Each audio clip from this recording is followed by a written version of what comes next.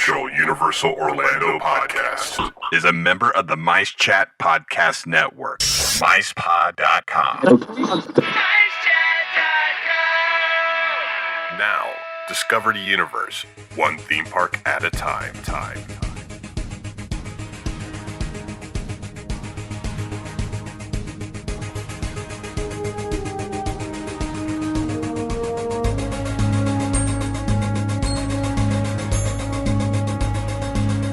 Greetings, Universal fans. It's time for the unofficial Universal Orlando podcast, discovering more about the Universal Orlando Resort as well as Universal Studios Hollywood, Japan, and Singapore.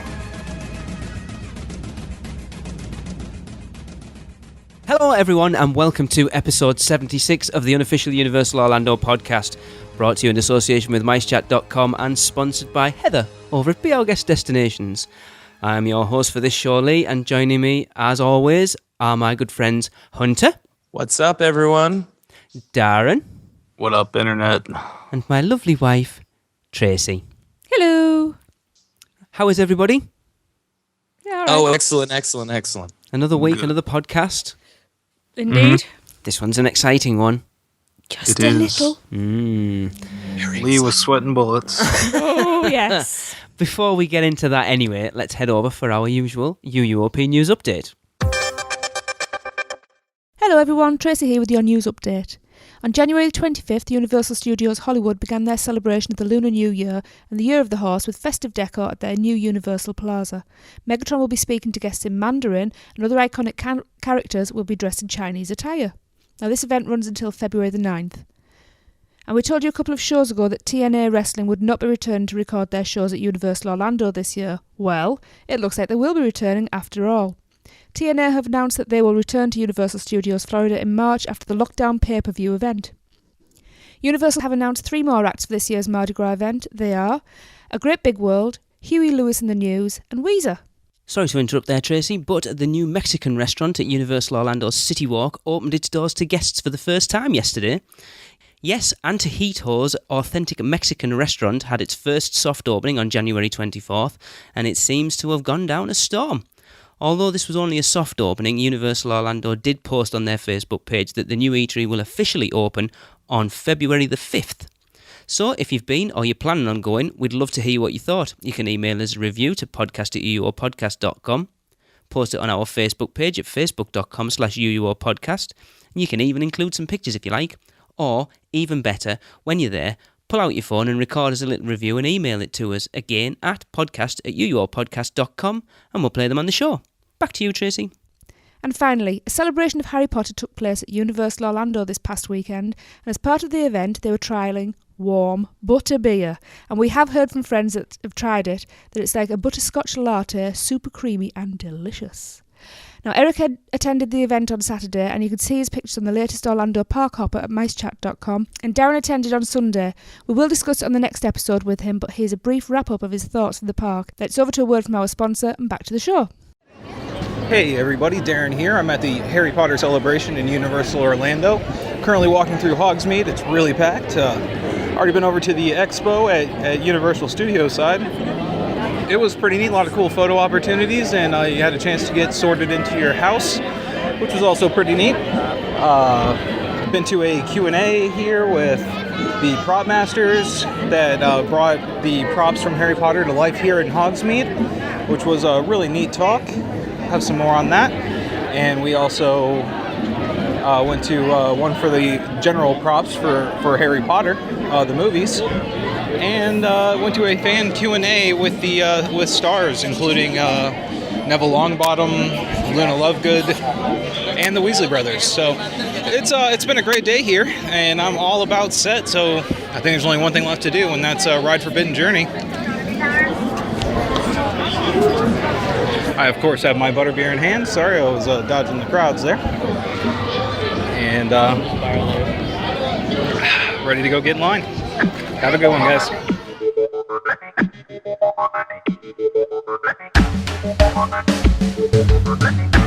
In a world where the skies are clouded with ADRs, park tickets, and hotel bookings, one hero stands like a beacon of light in the darkness.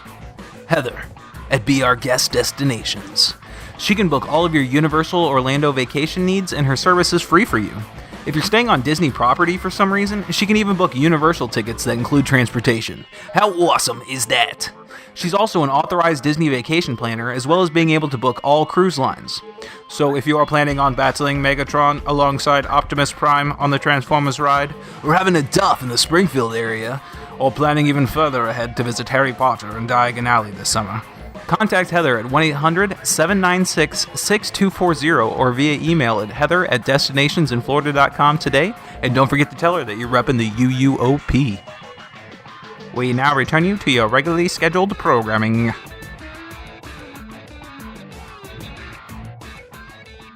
So welcome back, everyone, and now it's time for the main event. Unfortunately, Tracy, she's there, she was there. Hunter, you didn't manage to make it, unfortunately. You were enjoying yourself at Universal Orlando at the time, I do believe. Correct. I was having a beautiful day at Universal. We can forgive Always a that. problem with Orlando Universal podcast hosts that they're always in the park. I wish. But sorry, guys, can't record today. I got to go get material for the next show. Yeah, well, that's fine. We'll let you off then. Also, Hunter's actually going to do the next show all by himself then. He's been getting the material he's just said. Oh, cool. Awesome. I look forward to it then. And it was a good day there, Question too, is right? all of you. Well, yeah, actually, what was it? What were the crowd levels like, Hunter, when you were there? Crowd levels were very, very minimal. Forbidden Journey had about a 20-minute wait. Wow. Wow. Transformers was unfortunately down, so traffic was a little bit heavier in Universal Studios. Actually, the longest wait we waited in was Despicable Me, and that was about 25 minutes. Wow, That's low for not that. bad. We didn't see it below 50 minutes when we were over. No. Very much back in kind of a touristy season, and because it was a weekday, we didn't really get much of the local crowd either. Yeah. It's quite cool at the moment as well, isn't it? It was very cool. I believe I had like a crew neck and a hoodie on top of it. See, I would find that weird. It wouldn't feel right. Like normally we're sweating buckets. Yeah, we are Floridians too, though. So Yeah. Correct. once If it drops below like 79 degrees, we sports shoes and the faux fur coats. So that was your polar vortex, was it? That was our polar vortex. Like seriously, I couldn't even buy a slushie that day. It was that cold. So, yes, anyway, Tracy, Darren and myself had the opportunity to sit down on a call with the current Assistant Director of Creative Development for Universal Orlando's Art and Design team, Mr. Mike Aiello. Who? Mr. Mike Aiello. You're fired. You might also know him as Mr. Halloween Horror Nights. Pretty much, yeah. Uh-huh. He's had his hands in a lot more stuff than I realised in the parks. So, enjoy, and we'll see you when you get back. First of all, Mike, we want to welcome you on the podcast and say thanks for coming on. I am ecstatic to be on this thing. I'm so happy that this could finally happen. Me too. So what we've invited you on is we want to talk about your history for working at Universal Orlando. But what we wanted to start with is go way, way, way, way back and talk about your earliest memories of when you used to visit Universal. Okay, yeah. Oh, I've got many of those. It's kind of cool. My grandfather, his name's William Gertie. He was on the inspection team with the city of Orlando. He actually was one of the inspectors that was handling all of the inspections and building codes for this property as it was being built. So my earliest memory of coming to this park was the preview day. That was weeks before I think it actually opened. Family and friends of the construction and the city were able to come out for one day and see the park, walk around. There were no rides open at that time, but I do remember seeing. I want to say I think I saw an early test version of the horror makeup show. Awesome. That and it was again bare bones. But again, it was just more kind of to give the park a sense of guest flow and kind of test out some of the food offerings. I remember eating at Mel's one of the very first people to eat at Mel's with my grandfather. Wow. So yeah, I mean, I literally was here before the park opened, and kept coming back year after year. Usually, always during the summer break. Once I got out of school. And like I was in, let's see, that was 91. So I was seventh. I was in seventh or eighth grade, and yeah, just came back year after year, and then it was just coming to the park every summer. But then Horror Nights started, and that is when I would switch our trip, and we would come every October to the parks and do that event. So yeah, I mean, I really did grow up here. I mean, there's no way to kind of say that any other way. My childhood was spent here at Universal Orlando. Well, that's it. It sounds like you were kind of born into it, to be quite honest. Yeah, I mean, yeah, to have my grandfather kind of rooted in some of the construction of the park, and then to now be doing what I'm doing now. Yeah, it's crazy cool that things have kind of happened the way they have, and I have the opportunity now to create content for the theme parks, not only here but internationally as well. It is not lost on me at all, and I never take it for granted. And it's just the coolest opportunity ever. And to be able to work with the type of people I get to work with every day is seriously awesome. Oh, I'm sure.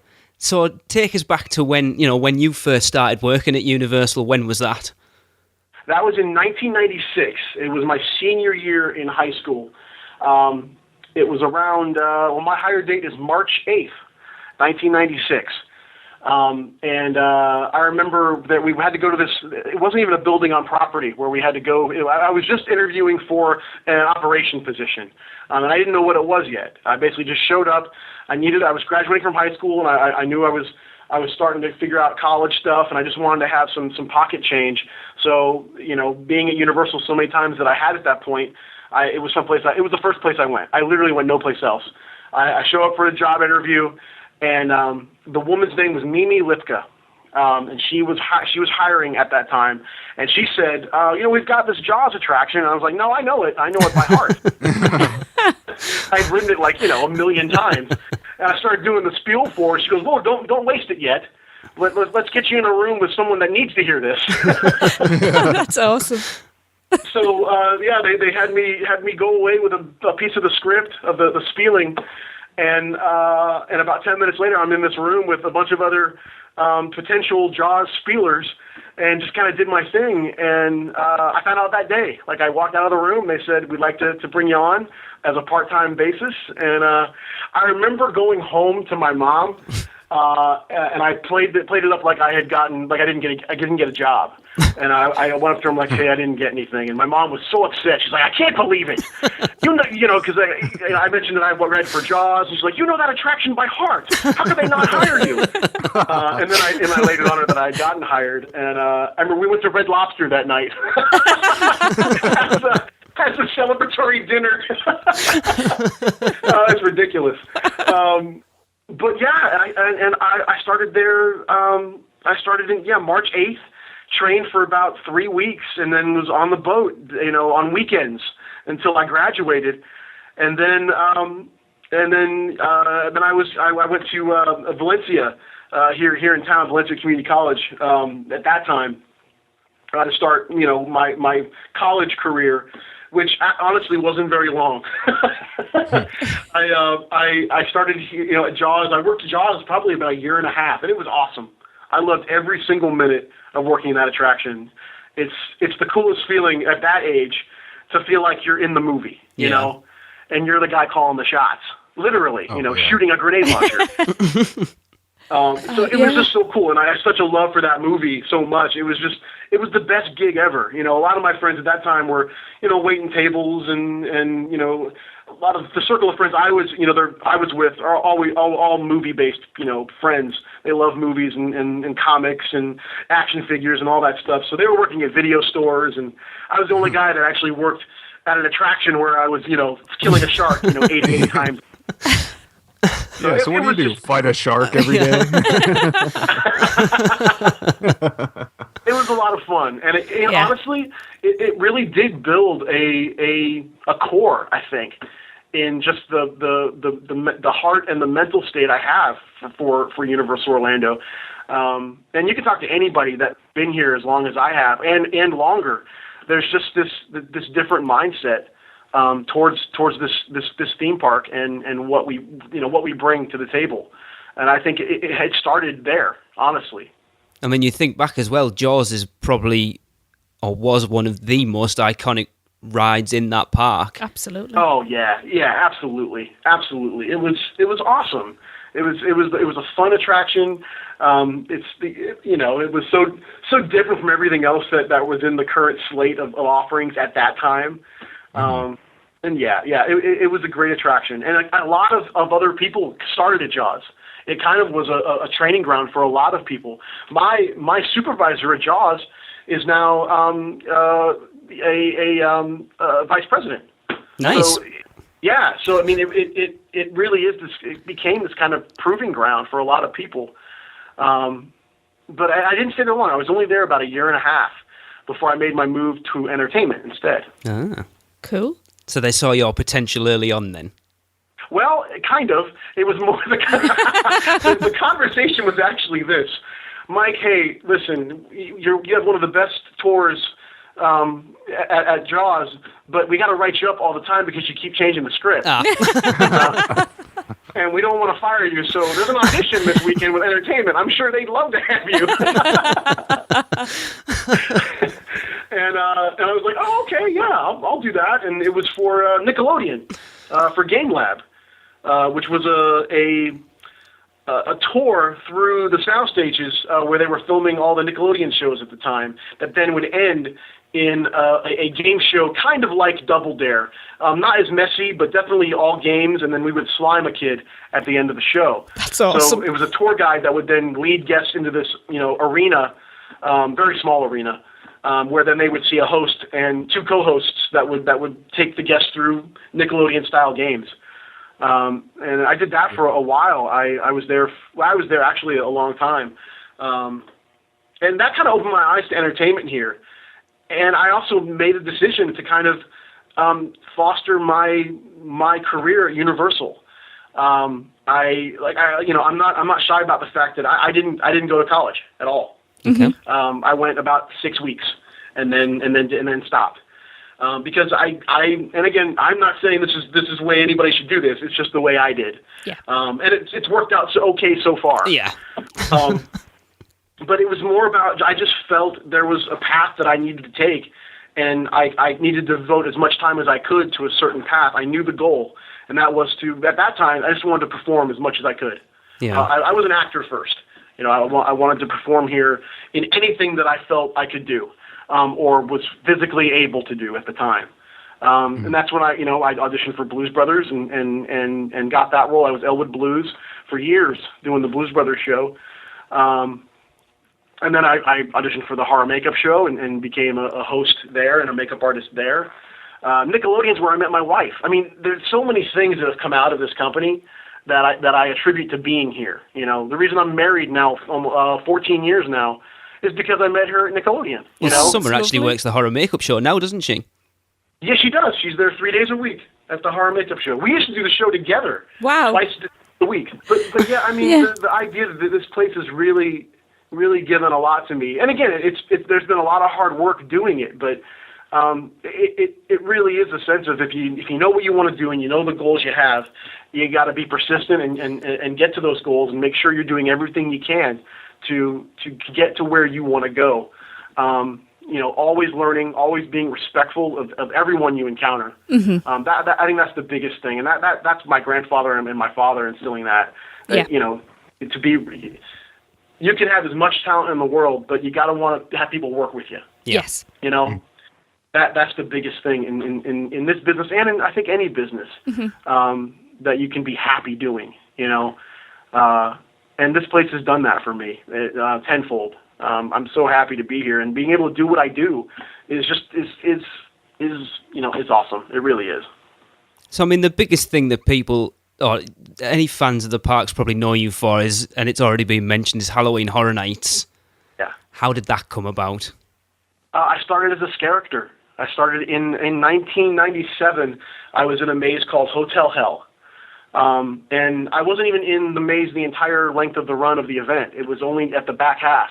They were short people, and I was at Jaws at the time, and they were really short some people. So I walked up to the stage manager of that maze, and said, hey, I just got out of work. It might be overtime, but if you need somebody to go into a room tonight, I can do that. I've done it before. Total lie. I've never been in a maze in my life. But I had seen the mazes, every single year, so I knew exactly, what it was I was walking into. But yeah, I totally lied.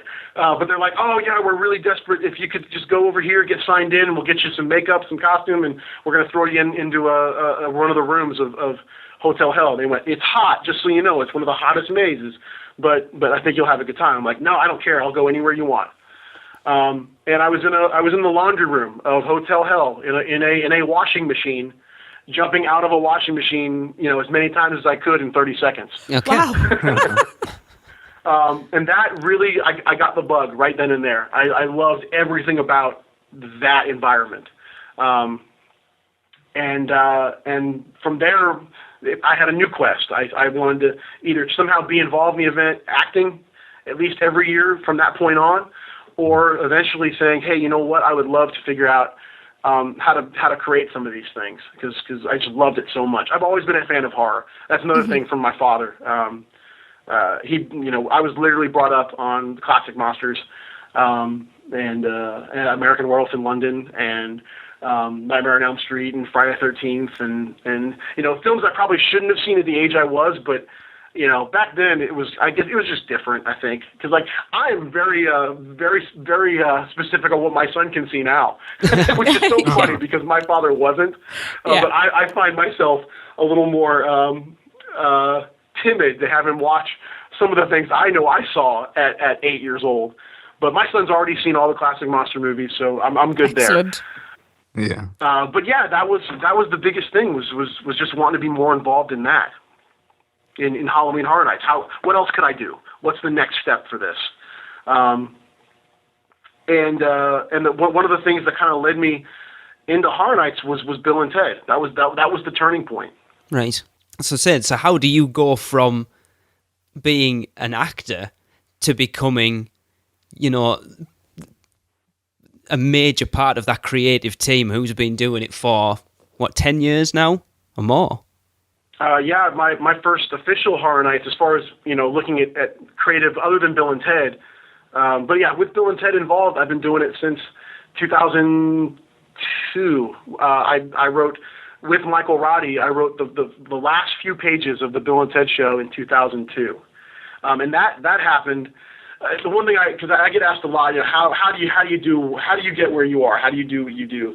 And I always say it's passion, it's determination, and it's about 20% luck. And this is the luck portion of this, which kind of opened the door for me. Back in the early 2000s, entertainment was able to accept scripts. If I was walking down the street and saw Michael Roddy, I could hand him a script and go, hey, I wrote this. If you like it, great. If you don't, throw it in the garbage. It's not a big deal. I know I'm not going to do anything with it, so I'd like you to have it. And if there's things in there you like, great. If not, tell me why, so I can learn. Mm-hmm. And that was the time when we were able to do that. We're not able to accept any scripts anymore, at Faction, because of various things. But it worked out. I guess that I'll way. keep these here then. Say that again. I missed it. Oh, I said I guess I'll just keep all these here then. Oh yeah. I'm sorry. I wish. It's just a different time now. It's just different. Yeah. But at that time, I had gotten hired as a blues brother by Michael Roddy, so I knew him that way, and he was walking down the street one day, and I had this script in my back pocket because I was working on it at Blues Brothers, and it was a Bill and Ted draft. It was just my own creation of just how, if I was ever able to, this is what I would do. And I gave it to him, and about, 5 days later, I got a call in my green room, and he said, hey, I got a 4-hour call for you Friday. Come on in and help me flesh out the last few parts of this year's show. Wow. And I was like, oh my gosh, that's so cool.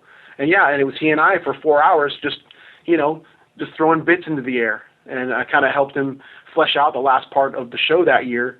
And another part of the luck portion of this is Michael Roddy went on to other things later that year after Halloween had opened, in 2002. And when they went to go investigate how they were going to create Bill and Ted for 2003, my name was the only name in the books. Okay. Wow. So they looked at that and said, "Well, call this guy and let's get a couple other names in here and see how they work together."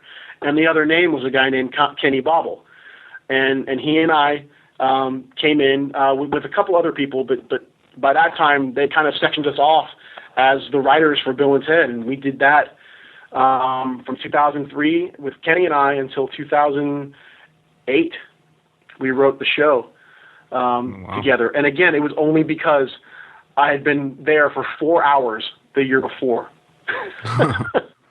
And it turned into this career. I mean, and Bill and Ted was my way in to meet people here on the entertainment side and to establish those contacts and gain trust. That's the biggest thing. Yeah. Is gaining that working trust that you have to have when someone can give you an assignment and then not worry about you. You know, hey, do this, and you do it, and when they get it, it's exactly what they needed. Yeah. You know, and that takes time, and it takes a lot of trust to be able to do something like that. And it happened that way. And I wish I could say, you know, it's all because of my talent and I got into write Bill and Ted. And I think that was part of it. But the fact that it was right place, right time is a huge factor in that. And it was just that kernel that then, you know, literally exploded into what I'm able to do now and work with an amazing creative development team on everything that we're currently doing. Yeah. I mean, we're all big Halloween Horror Nights fans. Oh, yes. Darren, obviously, more than us, because he's got out there pretty much every year for about the last 12 years. Yeah, definitely. Yeah, no, Horror Nights is huge, man, because it's so cool to be able to work with a team on that. Having been with it so long, literally seeing every year, and as a guest, and then as a performer, and then kind of on the outskirts writing a show for the event, but not really engaged in the mazes or the streets. And then my first year with mazes was in 2006, the Sweet 16 year. All right, yeah. Awesome. Yeah. Mike, so with Halloween Horror Nights, have you actually had a favourite year that you've worked on? Yeah, I have favorites. And it's for a lot of different reasons. A lot of it's, I kind of look at it in two categories. I look at what the event was for the guests, and then I look at the creative process leading to the event. I think, and then there's events that are great in both areas. You know, I always think the event is great, and that's not a company line. I really do. Yeah. Because I think there's always great things that come out of every single year. Are some years more cohesive than others? Sure. Does the event evolve over time and become something different? Yes, absolutely. And it's done that in many iterations, even before I started working on it, you know. But I think for me, the one year that kind of fits both categories of a development process that was just awesome and then an event that was, you know, stellar is 2008, the Bloody Mary year. Right. Yeah, I think the Bloody Mary year for me, I think, was one of the best events we did in a long, long time. It was very different than anything that you'd seen before, and just how cohesive all the working parts were. And then the event evolves into something else.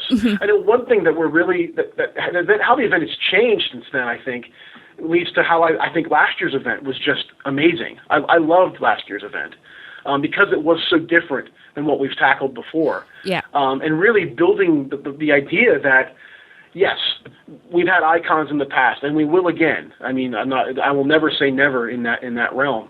And yes, we've had years that have been all original mazes, and years that have been IP heavy, licensed properties. Yeah. I think last year was a great blend. So I would say, as a second to 2008, I would say last year's event is probably one of my favorites, because I just felt there was a lot of things kind of working on all cylinders at all times. And again, the event has kind of evolved into, well, the icon sells the event, but in some years, but I think we're starting to transition to, at least right now, that Halloween Horror Nights is the brand. And it's this kind of this Pandora's box that we can fill up with all kinds of content that can relate or in some cases doesn't have to, but it's still in this box that is Halloween Horror Nights. And I kind of like that because there's a lot of freedom there to be able to create things that don't have to connect. that you don't have to figure out, oh gosh, how am I going to relate Walking Dead to American Werewolf in London to whatever, something else in the event. How do I find that string? Well, right now we don't have to. We can just present it as it is. I really like that about Halloween right now. The fact that we can just offer really cool things that are in this box that is Halloween Horror Nights, and that is a brand, Yeah. And that gives you the opportunity to work with, icons in the horror industry, the music industry, Penn and Teller, and all these different aspects. Landis, insane. That was an insane working relationship, and it was so much fun. We talk every single week now. Wow. He and I. It is the coolest thing, and it all spurred from this working relationship that's now become a friendship that I would never have dreamed having. That's just nuts. Absolutely crazy that has occurred. Because I did the Bit and Horror Makeup Show for years, talking about the guy. And now I've got him on my phone, which is, again, I don't ever take any of this for granted. It's never taken for granted that these opportunities have placed themselves, with me. And the team. I mean, we all have these working relationships now, which is really cool. And and to your point, the event does allow us to kind of just be free with, okay, what do we want to do this year? What's out there? What's brand new with the event that we can latch onto? What's some classic things that we love that we know we can bring to life in a way that nobody's seen before? Those are all very attractive opportunities, and I think Halloween Horror Nights, as it is right now, very much is positive in that aspect. That's pretty cool. Yeah, I definitely agree with you on that. It's really cool to see your original creations and everything come to life, but it's also really cool to experience, the iconic movies from your childhood and stuff, and be able to walk through those sets. And especially with American Werewolf in London, that was just amazing. Thank you. Yeah, no, that was a labor of love from beginning to end. I mean, the entire team was just all in on that maze, and then like Cabin in the Woods from last year was turned out to be, it was the highest rated maze we did. And for a film that kind of was, kind of came and went in the theater, it gained, popularity in DVD and Blu-ray. But I would beg to say a majority of the guests going through that maze had never seen the movie and probably saw it after they left the event. Right. And I think that's cool, that we're kind of introducing some properties to people that they would never normally see. Like I was at a store during the event, and all of the American Werewolf Blu-rays were gone. Wow. They were all gone, all off the shelf. It's like, there are people buying this thing because either A, they saw it at the event, or B, want to see it before they come to the event to kind of, get their bearings on what kind of brand it is. But that, I think that's really cool that there's this almost an education for some people on, wow, I didn't know this movie before, but I do now, and it's now something I love. So then moving on, obviously, from your love of movies then, Mike, something else that's quite prevalent in the parks at the moment, and one of the latest additions is the Cinematic Spectacular, which I do believe you were behind. Yes. So where did that, what was the idea behind, let's put a Lagoon show on, and then going down that route with it? Yeah, Lagoon show is probably one of my favorite things I've ever been able to work on with our team. That was an exercise we had the U360 show that was previous, and those were those big domes that we had on the water. Yeah. And it basically started as an exercise of we need to replace what we're projecting on, because no one was really keen on the domes anymore. They had, we had them for a couple years. It was time to kind of change the view, I guess, of the park itself, because these domes were very apparent, I guess is the best word to say. When they were inflated, they definitely made a statement in the park. So that was the first exercise. We want to keep the show, but we want to change how we're projecting our content. Yeah. And that became an exercise just investigating different surfaces. What could we do? Are we raising and lowering a screen every day? Are we projecting on water, which is where we ended up? And then in doing that, I just threw out the idea that Universal's anniversary is coming up. So if we're doing this, why don't we see if we can't take it a couple steps further and cater a brand new show towards the 100th anniversary? And then from there, it was a meeting with Universal Pictures immediately to find out, if they wanted to be involved in something like that, and getting a sense of what they were doing anyways, as far as their year-long marketing campaign towards the 100th anniversary. And we said, well, we'd love to do this. We'd love to be involved with you guys in creating it. Is this something you'd be up for? And it was an immediate yes. And then became the exercise of I actually was based in LA for about 2.5 months, going through films and editing with their edit teams, all the content that's in the show currently. And this was about 2 year process from the day we started production to the day it opened. It was about 2 years. Right. And I was a kid in a candy store, literally. And again, going back to, the history I have with the park, as well as many others, and many other people here have a huge history with this park, taking that love and that knowledge of the brand and translating into something that A, I would love just to watch, and B, something that I feel would resonate with people that love these movies, but at the same time, much like, introducing a new property in Horror Nights, introducing some films to people that they may not have seen, that they'll walk away and go, you know what, I really got to see that. Or, oh my gosh, I can't believe I haven't shown that movie to my kid yet. Yeah. I did I that. need to go home and do that. Yep, I did that. Yeah, those were the hallmarks that we kind of placed on the creative of what we want people to walk away with. And ultimately, to really have a very classy end-of-day experience for the guests, which this show certainly provides. But ultimately being able to just work with all those films, and then, we got to compose, using existing scores, we got to actually compose a new composition using those scores, and we had a huge orchestra that orchestrated everything. I've never heard the Psycho theme done live, with an orchestra, and I got to do that. I got to hear that in the sessions. I got to hear all this amazing music with a huge orchestra. So for me, it was just hallmarks of, oh my gosh, this is too cool.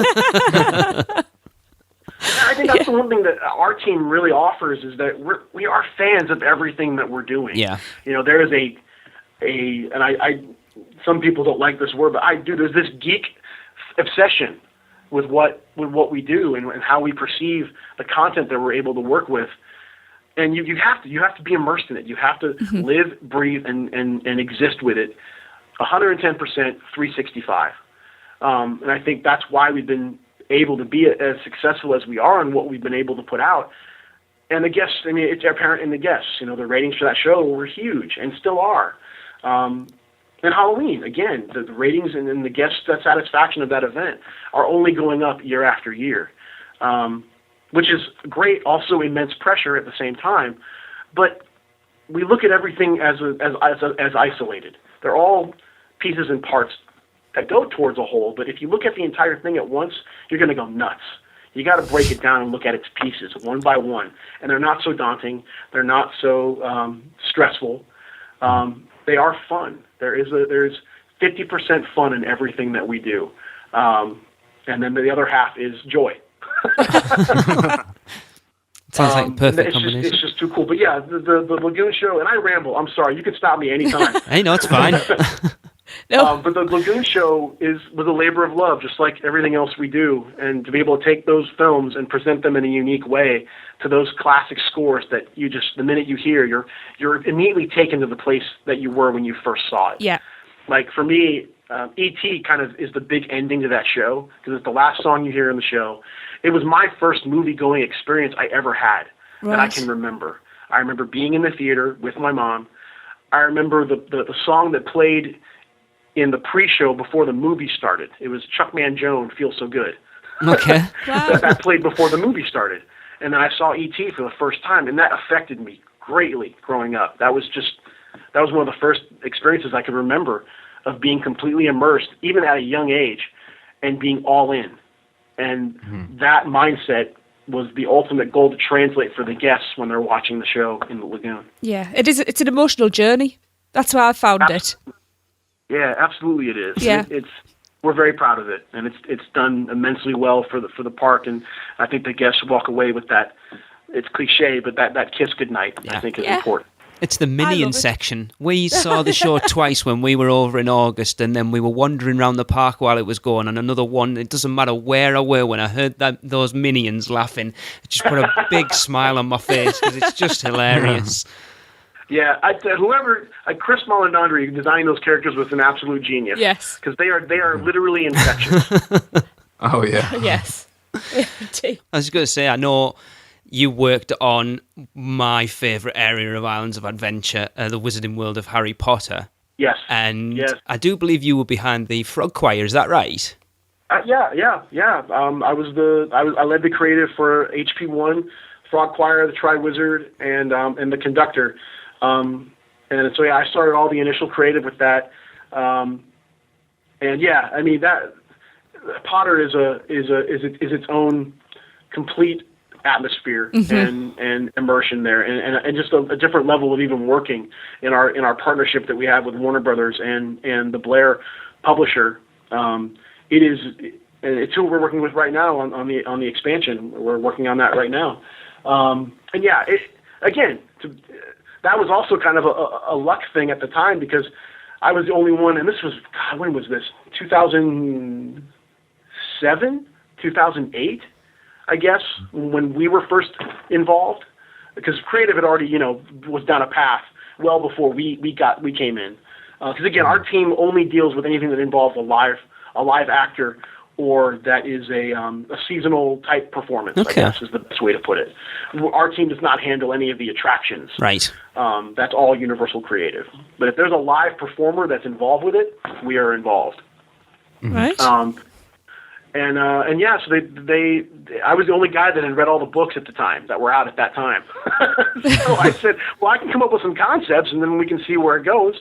And it literally started there, and then just kind of snowballed into this huge experience of creating what we have out there, and to have the opportunity to do it again is just too cool. I mean, it's awesome that we're expanding this thing and developing some show product that is going to be very cool. Yes, I know we only managed to catch the Frog Choir once, because it just happened to be that every time we went through, we missed it, and we sort of camped out the last day we were in there, and it was awesome. I don't know what to say that just because I'm talking to you, Mike. I love stuff like that. Yeah. I actually have a recording of it that I listened to. I must have listened to 100 times since we got home. I just think it's brilliant.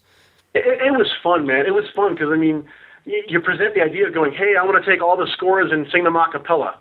Everyone goes, huh? I want to pick out scores, and we want to hire some amazing singers to sing these songs a cappella. Oh, and we want frogs to do all the bass notes. Well, what? That was genius.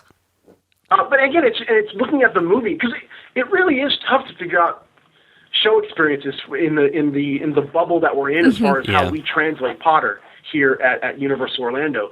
And it's only based on that very small scene in the third film in Azkaban, where you briefly see that choir singing Double Trouble. Yeah. And it was just taking that fact, knowing, okay, they must do other songs, so let's just say they do the scoring from the movie. But we'll kind of take a lateral content look at what we can do with this group.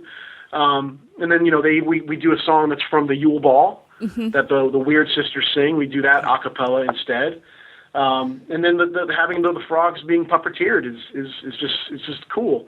And then it was just trying to take things and how can we expand what people know, no matter how well they're versed in the fiction or the films.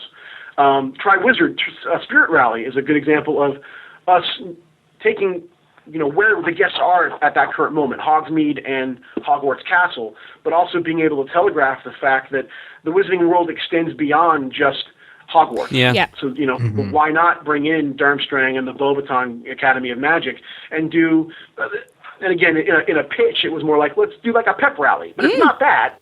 But if there was a version of a pep rally in the Wizarding World, it could be this. Yeah. Again, get people excited about the fact that the Tri-Wizard tournament has returned. How do we do that?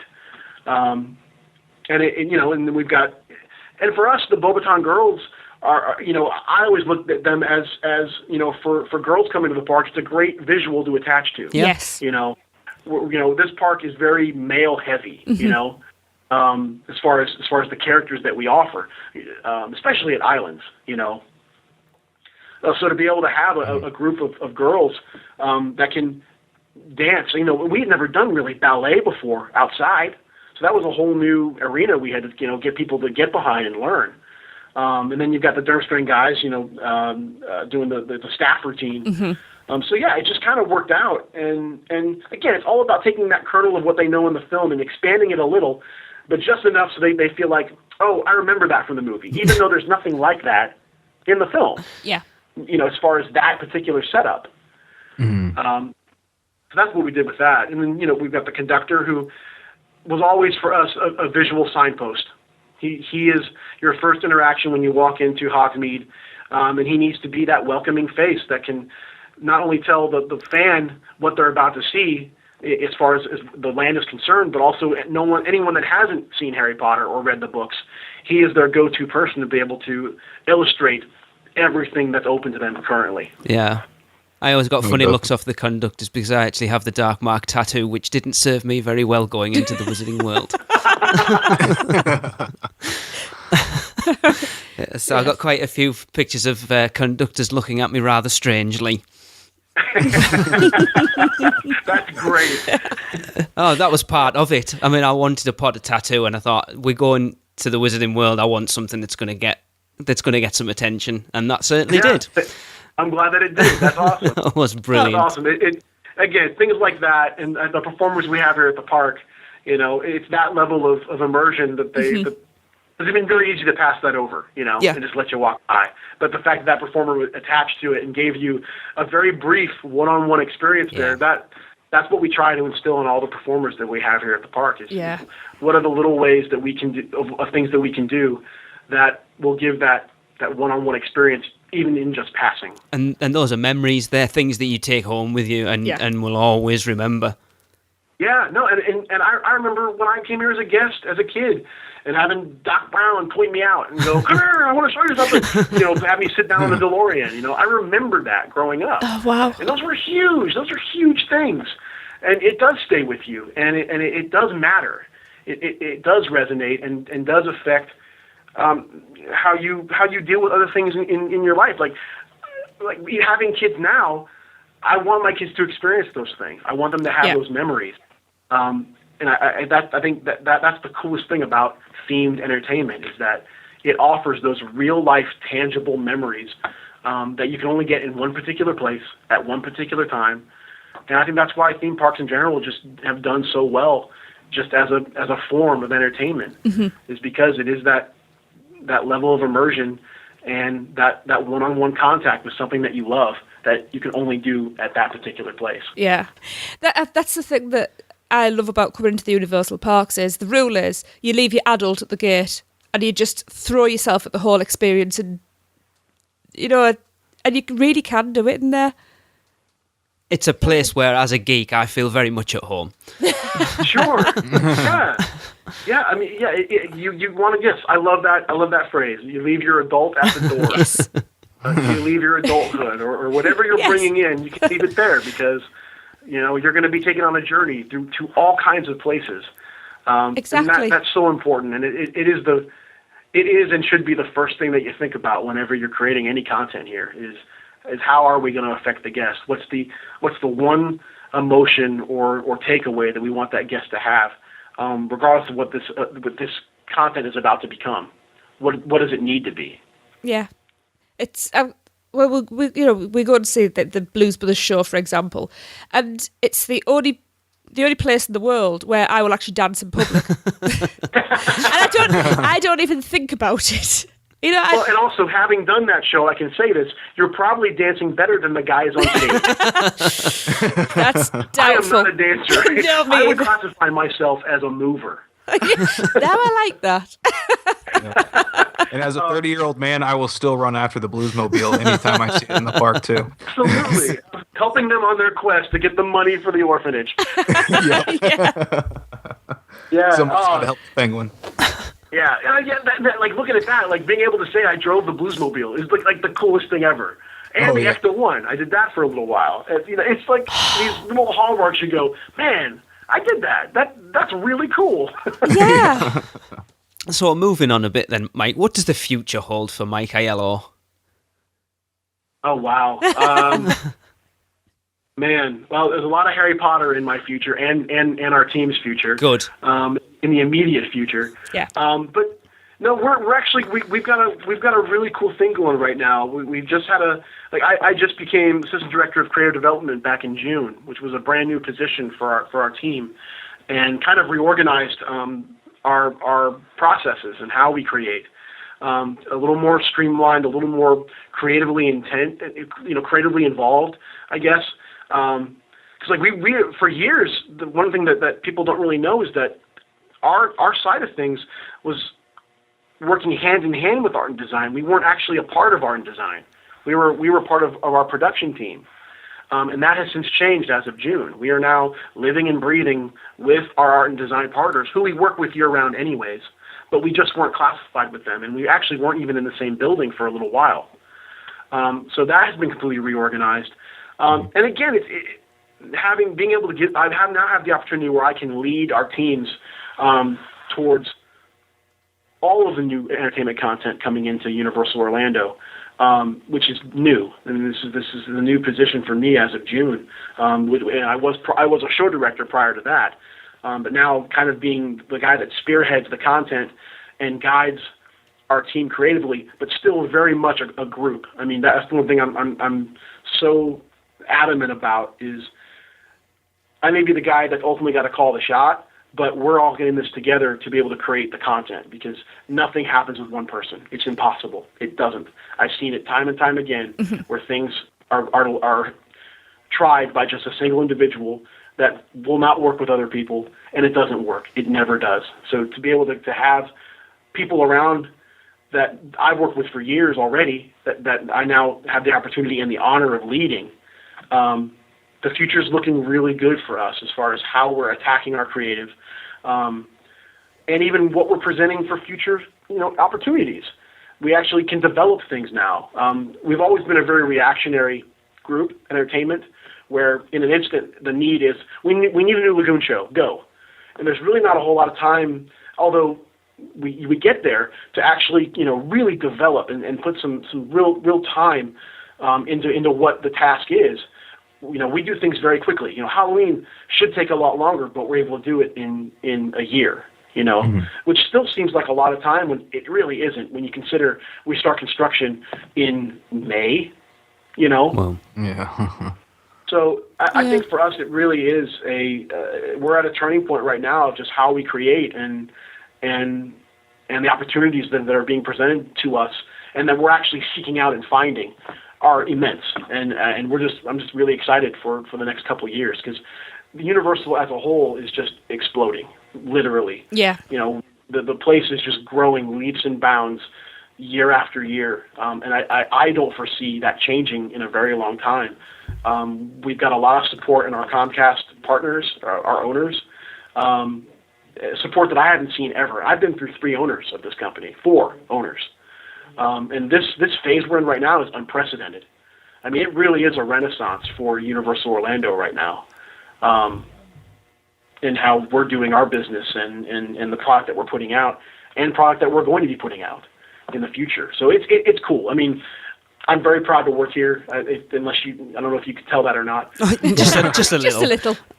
but mainly because of what I'm doing now, but also having had such a well-rounded perception of this park, from a kid to a guest as a teenager to working operations, clicking people into rides, and then to do what I do now. I have a great span of knowledge and just insight into how this place works and acts and reacts that a lot of people here do. There's a lot of 20-year people. I'll be at 18 this year. Which is it's so great, and we're now starting to see this amazing shift in how we do things, and it's really cool to be a part of it and in the here and now. Exciting times. It is very exciting times. Yes. So if, God forbid that it does, Mike, if it all ended tomorrow, is there one thing that you would be wanted to be remembered for as of now? Oh man.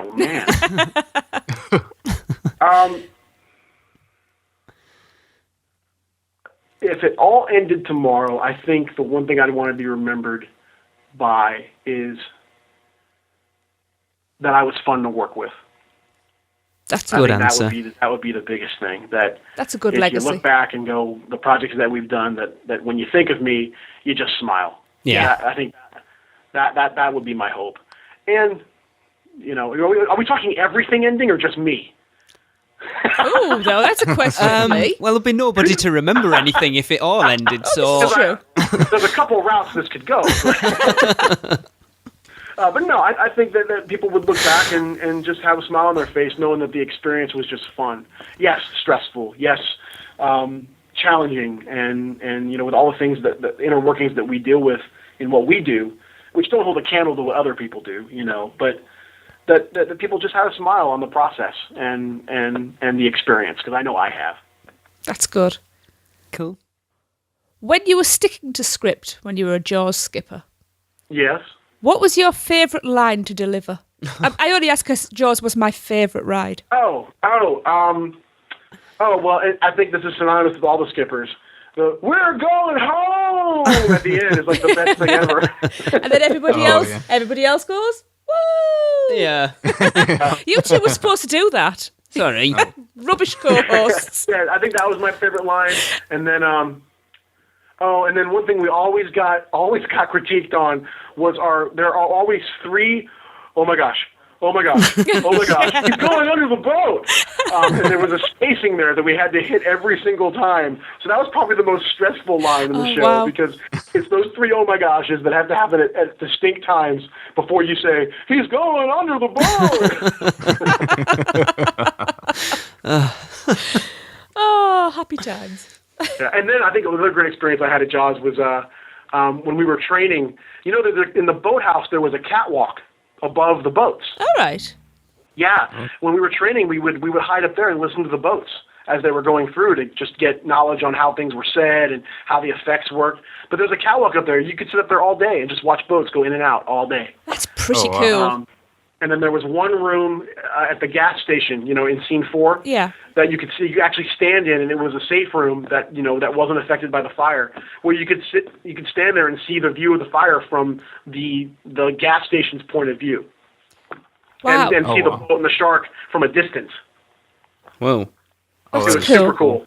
Yeah.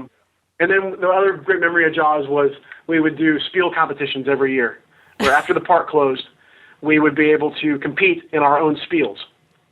Oh, wow. We would form teams and do a competition among all the skippers of who had the best spiel that they could create, which was too much fun. Oh, yeah, that would have been amazing to see. Yeah. Mike, it's been an absolute pleasure to have you on the show. Man, I love this. This was so much fun. It really is. I hope I didn't talk about myself too much, but I guess that was the point, right? Of course it was the point. Absolutely. Everybody knows about your history with Halloween Horror Nights, or most of it, so that's why we wanted to delve into your, go back to, because like you've said, you've been working at those parks for such a long time and being such a part of those parks that, you will go down as part of the history of those parks. Well, that's too kind, but I've just had a good time. I've just had a lot of fun and been able to be involved in a lot of great opportunities that you seize. That's what it's all about, is seizing opportunities and going in there with full respect and as much enthusiasm and passion as you possibly can muster. And that's with anything. I mean, that's with anything in life. That's what you got to do. And I've been fortunate enough to do it here. There are many others that do it many other places, exactly what I'm doing and more. But I've had a good time, and I've got a beautiful wife that I met here, and I've got 2 amazing kids that were formed because of my job here. So yeah, I've got a lot to be thankful for Universal and great memories and great content, and it's just too much fun. Awesome. Well, I'm sure I can speak for everyone who listens to our show. We all appreciate it. Very much so.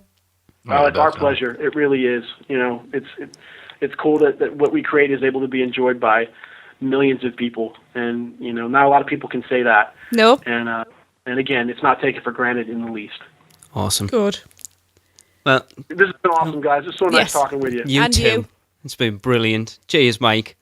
Cheers. You guys have a great day, and we'll see you hopefully in the next couple of years, right? Oh, hopefully, yes. Yes. I want to get up right. now. I need to see Diagon Alley. Yeah, you do. Yes, you do. Yes. It's going to be quite the thing. It's going to be very cool. Good. Awesome. Good. All right, gang. Cheers, Mike. Take care of yourself. We'll see ya. Cheers. Bye. Bye. Well, welcome back, everyone. That's going to do it for episode 76. We hope you enjoyed that interview with Mike as much as we did. Oh, yeah. I Yeah. enjoyed it a lot, actually. Good. It was amazing. As Darren said, I was Sweating bullets. completely. And when you think back, the potential was, or the original idea was that we were interviewing him in person when we were there in August. I think I would have actually thrown up at that Yeah, I point. think it's possibly a good job we didn't get that chance. I was about to say, this isn't like when we interviewed Jim Hill that time and I just hyperventilated for like... I forgot you were there for 25 minutes. Yeah. Like, oh crap, Hunter's still there, isn't he? It's not the same time that you were when we were talking to Jim Hill and you thought you put your mic on mute and leant back and yawned. Oh, yeah. It was.